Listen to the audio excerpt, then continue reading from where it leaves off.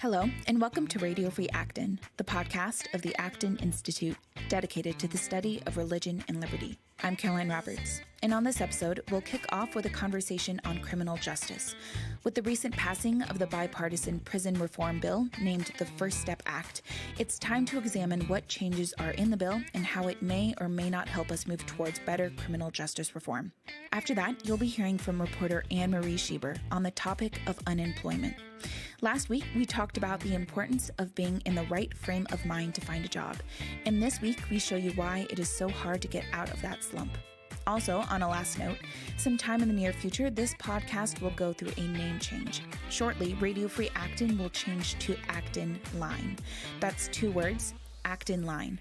We'll be bringing you the same content every Wednesday, and you won't need to resubscribe. With the growth this podcast has experienced over the past year, we want to give it a fresh new name and new face. So be on the lookout. Subscribe today on Apple Podcasts, Spotify, Stitcher, or anywhere else where you get your podcast.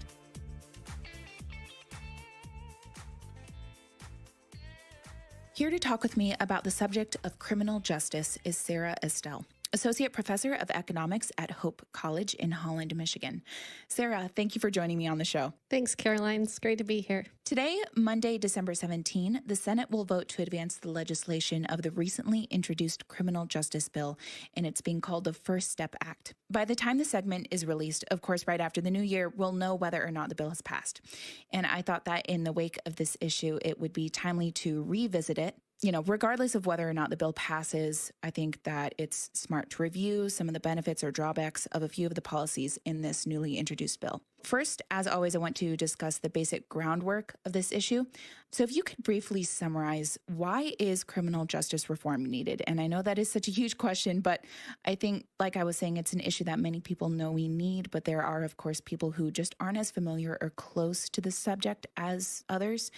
So if you could briefly explain for us maybe 1 or 2 top reasons, why is criminal justice reform needed? I think it depends on who you ask. And then at the end, I would say all of the above, right? If it was a multiple choice test, I would probably agree with all of these. One reason is public budgets. And so the expenses associated with incarcerating people are extreme. The United States is an outlier in terms of our incarceration rate. We have the highest incarceration rate of any country in the world.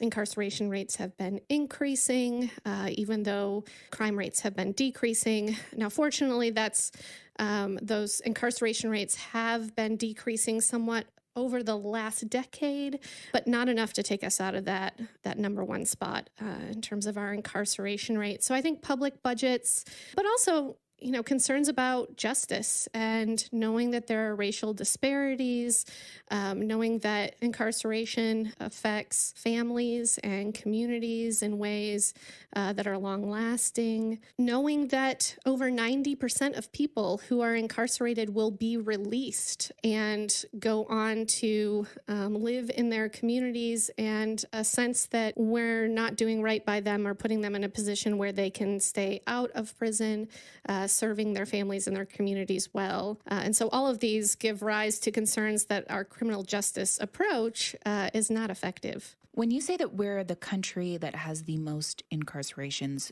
why is that? Also, that's a huge question that I'm sure could take episodes upon episodes to discuss. But I guess, what is the number 1 reason that you believe that to be true? I think one of the reasons we have a higher incarceration rate, and this is good to bring up because it is at the forefront for many people at the discussion of criminal justice reform, is the way we handle drug enforcement. A number of people are incarcerated, whether at the federal or the state level, for nonviolent drug offenses. And until recently, those were handled in a way that didn't give judges very much discretion about how to sentence, and so kept people incarcerated for long periods of time for things that some people would consider a victimless crime. Now we can kind of talk about what victimless means, but nonviolent crime that could keep people in prison for 25 years. That, I think, is an outlier in terms of how we treat drugs in the United States relative to other countries. So I know that you have done so much research into this subject. How did you become so personally invested in this topic? So I'll be honest, my initial interest in this topic was just one of comparative advantage. I think economists have this amazing set of tools, both in terms of theory and empirics, for grappling with tough questions of human behavior. And so initially, I was mostly just interested in figuring out hard questions. Then once I started digging into it, I think the just variety of human flourishing related issues that come out of this are just so obvious and pervasive. So if we think of criminal justice as the whole period and system and pipeline between the commission of a crime through policing to criminal prosecution to sentencing and on to potentially incarceration, parole and probation, and then reentry. And you think about the behaviors at each of those stages and what the incentive structures are. You think about the human costs associated with each of those experiences for the offender, certainly for victims as well, for the offender's family, and so on. There are just a number of questions here that involve complex human behavior. And frankly, I don't know a discipline that's better able to grapple with some of these consequences, unintended and otherwise, of policy and people's own behaviors. Now, I want to switch gears here and get closer to the issue at hand, specifically the bill being voted on today. We know that the First Step Act would, quote, primarily create more opportunities for federal prisoners to earn time credits by participating in recidivism reduction programs to help better prepare them for life after their release. Also, this bill would enable evidence-based rehabilitation programs like the Prison Fellowship to be utilized in federal prisons nationwide. There is a lot there, and there's a lot that I just quoted. But I first wanted to find some terms before we move on. Sure. So what exactly is recidivism? Recidivism basically means a proclivity to, or in particularly committing crimes again. So it's that return to criminal activity. In research, usually people mean that someone has been accused of and convicted of a crime, but I think it's worth keeping in mind that people can recidivate without getting caught. And so we always want to understand that as well. We'd like to actually reduce the commission of future crimes, not just people's getting caught and incarcerated again. So it's a really important issue. So when this bill proposes to create more opportunities, quote, for federal prisoners to earn time credits, what exactly does that look like? Are you in favor of that? One thing that I am in favor of is policymakers being aware of incentive structures. And I see that, it comes out even in the language of the bill, that they're setting up incentives for people who are currently incarcerated to engage in more recidivism reduction programming. I am in favor of aligning incentives for people, the majority of whom will be released into their communities, to do things that we believe work at reducing recidivism. I'm not aware of how they're defining evidence-based. I think that's a big challenge. I say that from experience because I have a paper myself with a colleague at Notre Dame about the harshness of a sentence and how that affects the likelihood of future crimes. And it's tough. It's a really tough question. But to the extent that our bureaucracy, and particularly the Board of Prisons, is able to identify what programs work well, I think aligning incentives such that all of our incarcerated people engage in those to the maximum extent is a good thing. So I know that this bill only affects federal prisoners, making up about 3% of all current incarcerations, and it's still one of the most comprehensive prison reform bills to be passed in quite a while. Would this make a dent then? Or no? I think it will make a dent in the space of ideas, for sure. There's discussion going on in various states as well. I think there's a bipartisan discussion going on at all levels around the country and has been for a few years. And so this is helpful in that regard. I think it's helpful for federal prisoners to have these incentives aligned and other kind of reductions in the harshness of sentences that we also see in that bill. Whether it's going to have a particularly strong effect, though, because because of the way the incentives are set up, is unclear. For example, the incentives are intentionally stronger among those who would be judged low risk of recidivism, and the time reduction that would come with engaging in anti-recidivism programs would actually be less for those who are high risk, which is in some sense counterintuitive. There are also a number of categories of crimes that people who have committed those crimes won't even qualify for the time reduction. If our main concern is that most of these prisoners will be in their communities again, I think we should hope for a little bit broader application of the incentives than actually what's there. So I want to stress how important this is. If no bill were being passed, or if this wasn't a discussion being had, and things were just left as they are, how does the criminal system currently affect families and individuals? Oh, that's a really important question.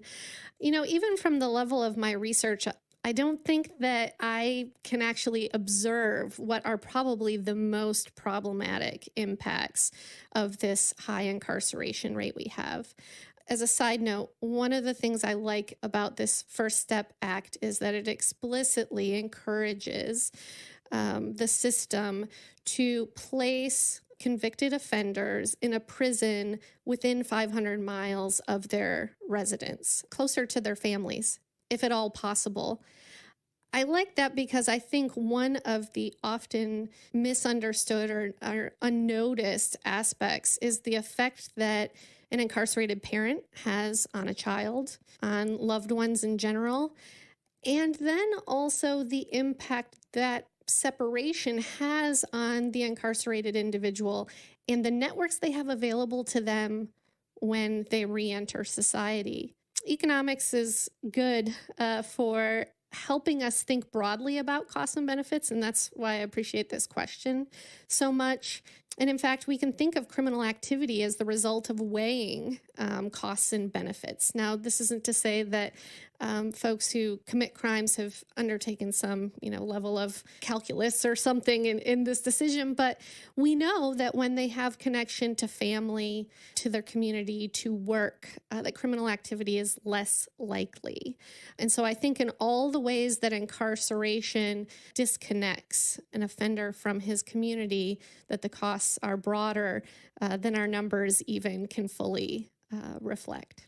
So my last question is pretty large, but I'm just hoping that you can stress what you see as being most important. If you were drawing up a bill, what would you put in it? I guess I would reemphasize first some of the miscellaneous items in this particular bill. Primarily, this bill is targeted at recidivism reduction through these programs, as we've mentioned, also reducing the harshness or typically length of a sentence. But there are some other miscellaneous items, which I think fall within a category that I would say these are somewhat no-brainers. For example, it makes it illegal to restrain a pregnant prisoner. I think that's important. The item that places an individual nearer to their home, if at all possible, I think that's important. I think it protects faith-based initiatives towards recidivism reduction from any kind of discrimination. I think that's important. We need to draw on all of our resources. I think the language even in the legislation is helpful in the debate we hear today, that we're not talking about criminals, that we're not talking about convicts. Certainly people commit crimes, people can be convicted of those, but that we hear language like offenders or persons who are reentering society. I think all of these things are good. I guess the overarching suggestion I would have for this whole debate is we realize that there is not a simple linear relationship between the length of a sentence and the probability that a former offender will reoffend. In my research with my co-author David Phillips at Notre Dame, we have found that it depends on what the crime is, that for some crimes, longer sentences do reduce future criminal activity, and for others, it has no impact at all. Keep in mind that means there's an enormous expense to the public budget and to the incarcerated individual's family, but with zero reduction in crime for some categories. So I like, again, that this bill draws on evidence-based recidivism prevention programs, and I guess I would like to see that pushed more to the level of sentencing, encouraging judges to think about the evidence we have about the effects of the sentences that they're putting down. Well, Sarah, thank you so much for joining me. Thank I had you. a lot of fun talking about this with you today, and I think that it's such an important issue, and I really hope to revisit it again with you before the year end. Oh, I would love Thank to. you. Thank you.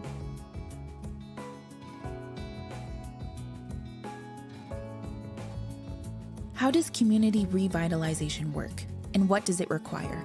Tackling such complex, deeply rooted issues as intergenerational poverty, dangerous environments, high crime, and failing schools presents many challenges. Join us at the Acton Institute in Grand Rapids, Michigan on January 24 to hear how the purpose-built communities model fosters a coordinated, holistic approach based on quality and focused on sustainability. To register, visit acton.org/events.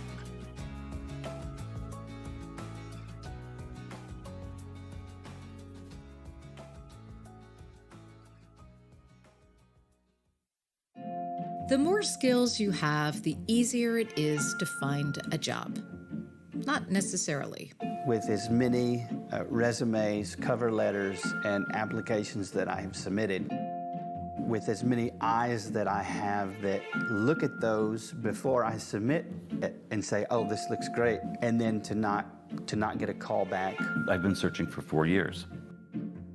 I've had a gig and short-term gigs and doing consulting on and off. When you're in transition, you become an outsider and feel socially excluded from the traditional candidates who are applying, who are currently employed.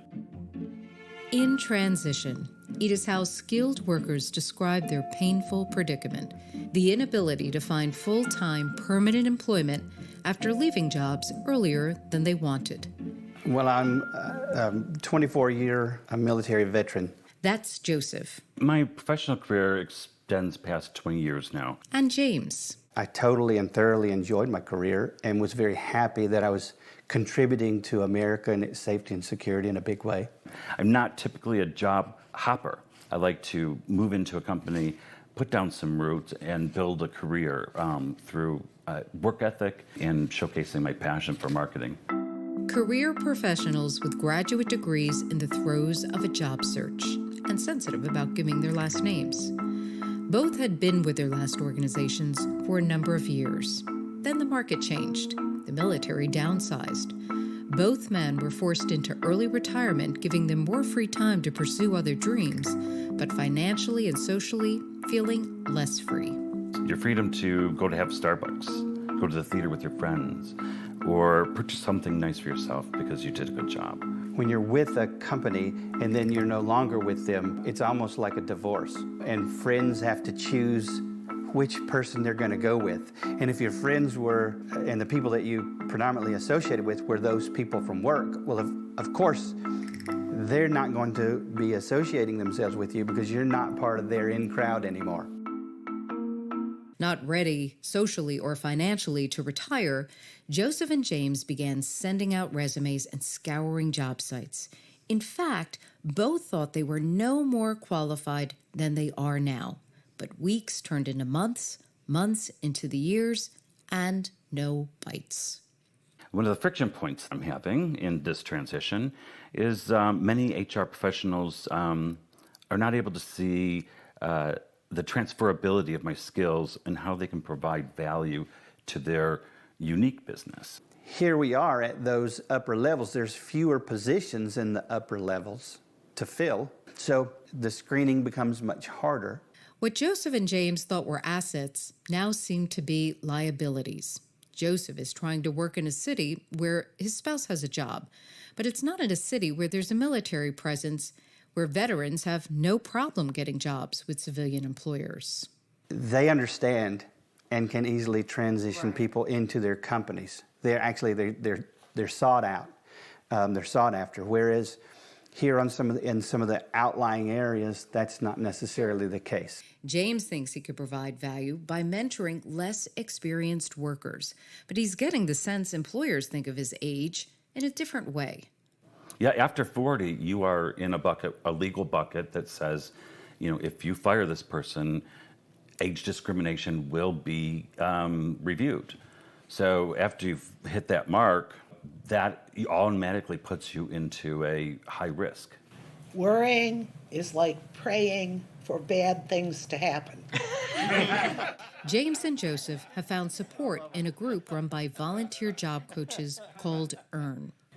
The coaches teach members how to use a work search process diagram, which details, for example, how many face-to-face meetings they should have each day, and they learn strategies on getting past human resource screening departments. The plan removes the need to worry. I've had several plans, and I look at those from a strategic point, just like a company would do. There are several silver linings to being in transition.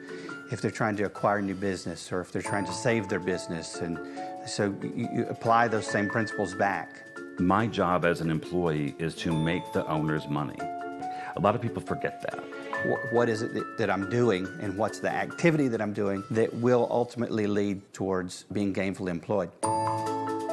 It is a search intended to find a fit. No two people bring the same set of skills and experience. Job applicants simply ask employers to think more creatively about their candidacy, to consider that nobody wins when value sits on the sidelines.